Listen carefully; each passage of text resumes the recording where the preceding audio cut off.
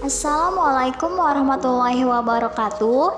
Halo, kembali lagi dengan saya Wulandari Sapitri dari Prodi Pendidikan Teknik Informatika kelas KOM 4G Sekolah Tinggi Keguruan dan Ilmu Pendidikan Al-Maksum Langkat. Oke, di sini kita akan mengenal perangkat keras dan perangkat lunak komputer. Kata komputer sendiri berasal dari bahasa Latin computare yang artinya menghitung. Nah, definisi dari komputer itu adalah sekumpulan alat elektronik yang saling bekerja sama yang dapat menerima data atau input, lalu mengolah atau proses dan memberikan informasi atau output yang terorganisasi di bawah kontrol program yang tersimpan dalam memori. Oke, selanjutnya kita bahas mengenai keunggulan komputer. Nah, yang pertama yaitu mampu mengakses dengan cepat dan tepat. Lalu yang kedua yaitu dapat menghasilkan informasi dari data yang lampau. Lalu yang ketiga, komputer mampu memproses data yang sangat besar menjadi sebuah informasi. Lalu komputer juga mampu menyimpan data yang sangat banyak dan mampu melakukan exporting dan importing data yang dirancang dengan khusus. Oke, sekarang saya akan menjelaskan dari perangkat keras terlebih dahulu ya. Nah, perangkat keras itu atau disebut dengan hardware adalah mesin komputer yang terdiri dari perangkat keras dan memiliki penyusun yang mewakili alur input, proses, dan output. Nah, hardware ini merupakan komponen utama dari sebuah sistem komputer yang secara fisik dapat dilihat, disentuh, dan dipindahkan. Nah, yang pertama ada input device atau peranti masukan. Nah, input device ini berfungsi sebagai pintu masuk dari data yang akan diolah oleh peranti pemroses. Nah, contohnya ada keyboard, mouse, scanner, joystick, kamera digital, webcam, voice recorder, dan layar sentuh. Pada ilustrasi di gambar ini, kita bisa melihat di situ ada pengguna menggunakan mousepad sebagai input device untuk menggambar di komputer. Kalian bisa searching ya, mousepad ini bisa berupa stylus pen atau ballpoint yang bisa digunakan untuk membuat gambar digital. Lalu yang kedua yaitu ada processing device atau peranti pemrosesan. Nah, processing device ini berfungsi mengendalikan seluruh aktivitas dari seluruh sistem yang ada di komputer. Nah, processing device ini adalah otak dari komputer yang biasa kita sebut dengan Central Processing Unit atau CPU. Lalu selanjutnya ada storage device atau peranti penyimpanan yang diperlukan dalam suatu sistem komputer untuk menyimpan data atau informasi yang masuk melalui input device tadi.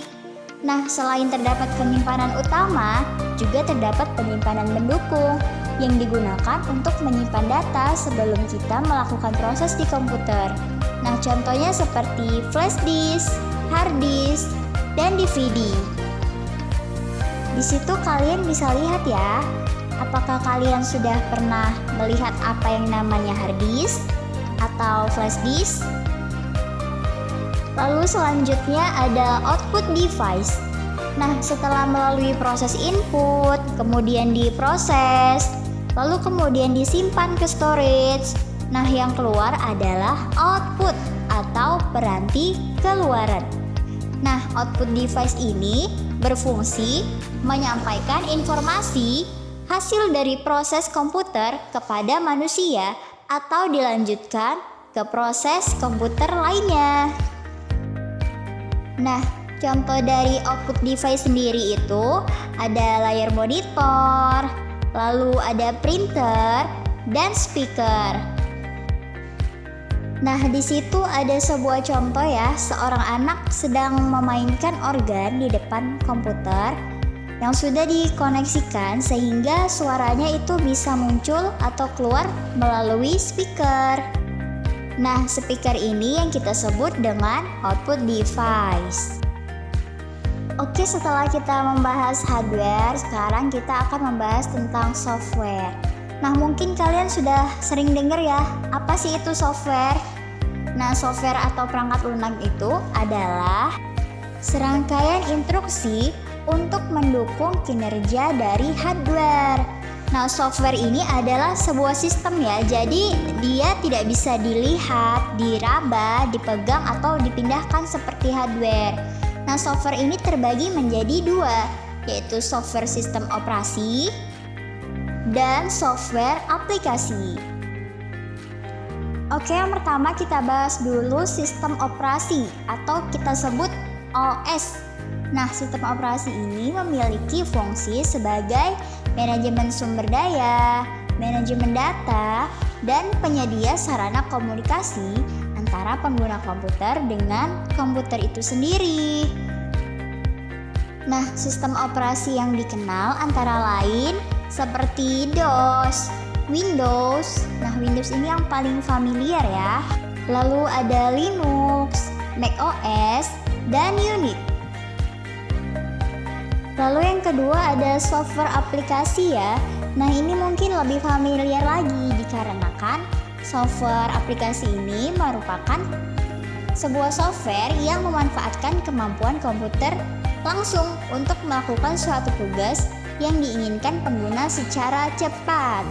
Nah, beberapa contoh software aplikasi ini antara lain seperti Microsoft Office yang meliputi Microsoft Word, Excel, lalu ada Adobe Photoshop, Corel Draw, Mozilla, Google Chrome, dan lain sebagainya. Nah, ternyata selain hardware, software, kita juga harus tahu mengenai istilah dari brandware. Nah, brandware ini merupakan orang yang menggunakan komputer. Nah, seperti kita ini contohnya manusia yang menggunakan komputer.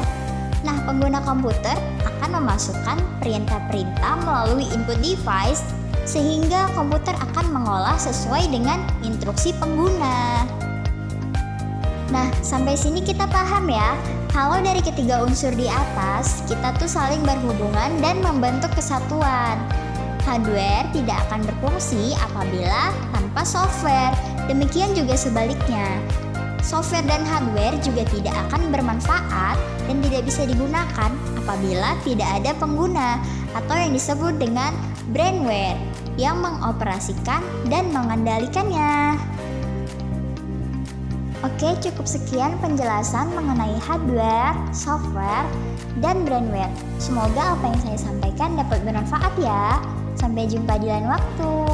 Wassalamualaikum warahmatullahi wabarakatuh.